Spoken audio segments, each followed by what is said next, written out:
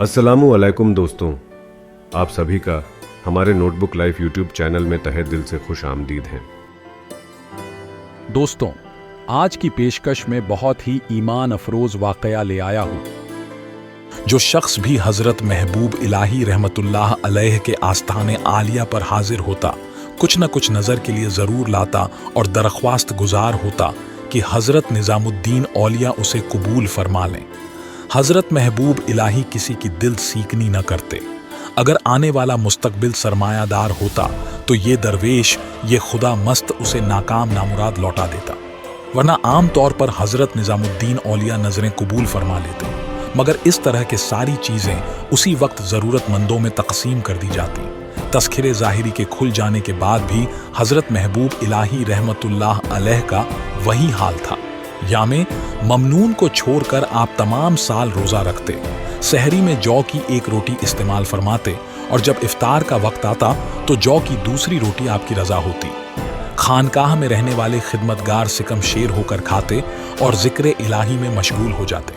हज़रत निज़ामुद्दीन औलिया सुल्तान अलाउद्दीन खिलजी के इख्तियार में आने से पहले ही दहली और उसके गिर्द नवाह में खासे मशहूर हो चुके थे। आपकी खानकाह में हर मुहर्रम की 5वीं तारीख से लेकर 10वीं तारीख तक हज़रत बाबा फरीदुद्दीन मसूद गंज शकर रहमतुल्लाह अलैह के उर्स मुबारक की तकरीबात में नकीब होती हैं। उर्स में शिरकत करने के लिए मुल्क के घोशे घोशे से जायरीन आते। इस तरह तवीलो आरिज मुल्क का शायद ही ऐसा कोई खित्ता हो जहाँ के लोग हज़रत महबूब इलाही रहमतुल्लाह अलैह के हल्काए अकीदत में शामिल न हों। उस ज़माने में सुल्तान अलाउद्दीन खिलजी का एक वज़ीर हज़रत निज़ामुद्दीन औलिया रहमतुल्लाह अलैह की खिदमत में हाजिर हुआ और कीमती नज़र पेश की। खिलजी के वज़ीर का ख्याल था कि हज़रत महबूब इलाही किसी पसोपेश के बगैर उसकी नज़रना कबूल फरमा लेंगे। शायद इस ख्याल की यह हो सकती है कि खिलजी के वज़ीर घोषा नशीन दरवेशों को ज़रूरतमंद समझता था। तुम्हारी इस मोहब्बत का शुक्रिया कि तुमने दरवेशों का इस कदर ख्याल रखा, हज़रत निज़ामुद्दीन औलिया ने फरमाया, मगर इस फ़कीर को इतनी बड़ी रकम की हाजत नहीं। वज़ीर का चेहरा उतर गया। हज़रत महबूब इलाही के दर्जे अमल ने एक सरमायादार के उन ख्यालात की नफ़ी कर दी कि दरवेश ज़रूरतमंद होते हैं और हर खासो आम की पेश करता नज़र कबूल कर लेते हैं। यह रकम ज़रूरतमंदों तक पहुँचा दो कि वह मुझसे ज़्यादा तुम्हारी इमदाद के मुस्तहिक़ हैं। वज़ीर को खामोश पाकर हज़रत निज़ामुद्दीन औलिया रहमतुल्लाह अलैह ने फरमाया। एक सरमायादार का कसरे पिंदार और आन की आन में मुनादीम हो गया। वज़ीर ने दरवेश का यह अंदाज़े बेनियाजी नहीं देखा था। दिल पर चोट लगी गिरगिराने लगा। शेख, मुझे इस तरह नाकाम व नामुराद वापस न लौट आए। भाई, अपना रास्ता लो, क्यों एक दरवेश का वक्त बर्बाद करते हो? हज़रत महबूब इलाही ने बेदारी के साथ फरमाया, मुझे और भी बहुत ज़रूरी काम है। दरअसल वह वज़ीर अपनी दौलत का मुजाहिरा कर रहा था और दरवेशों को एक बड़ी रकम देकर अपनी अना की तस्कीन चाहता था। हज़रत महबूब इलाही पर कश के ज़रिए खिलजी अमीर की नीयत जाहिर हो चुकी थी, इसलिए आप उसकी नज़र कबूल करने से गुरेज फरमा रहे थे। शहर कुछ तो करम फरमाइए। वज़ीर ने दोबारा दरखास्त की। हज़रत निज़ामुद्दीन औलिया ने अपने खादिम ख़ास ख्वाजा इकबाल को तलब किया और फिर थैली से एक सिक्का निकाल कर फरमाया, इसे किसी ज़रूरतमंद को दे दो। हज़रत महबूब इलाही के इस अमल से वज़ीर के चेहरे पर इत्मीनान का एक रंग उभर आया। अब जाओ। हज़रत निज़ामुद्दीन औलिया ने खिलजी अमीर को मुतमिन अंदाज में बैठा देखकर फरमाया, मैंने अपनी मर्जी के खिलाफ तुम्हारी ख्वाहिश की तकमील कर दी है। अब कहाँ तक किसी की दिलजोई करूं? बाकी रकम तुम रख लो, यह तुम्हारे काम आएगी। वज़ीर की शख्सियत पर चढ़ा हुआ मुलम्मा उतर गया और उसकी ज़बान लरखरा गई। मुझे इस रकम की हाजत नहीं, मेरे पास बहुत दौलत है।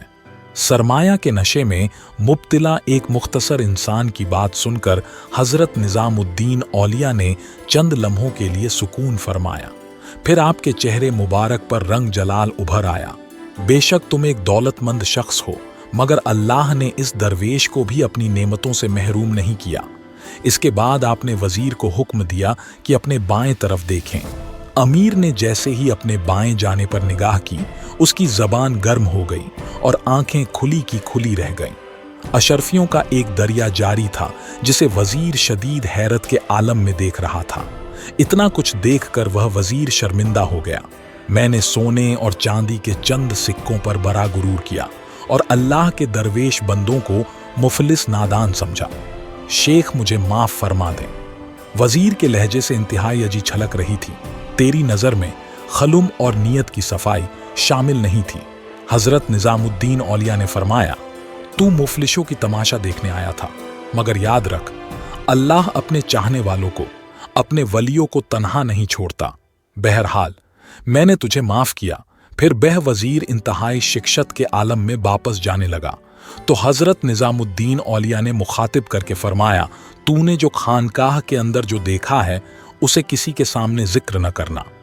इस वाक्य के बाद वजीर जब भी सुल्तान अलाउद्दीन के सामने हाजिर होता तो हजरत निजामुद्दीन औलिया की बातें जरूर करता, कहता बह बरे शान व शौकत वाले हैं, उनके रूहानी अजमतों का अंदाजा नहीं लगाया जा सकता।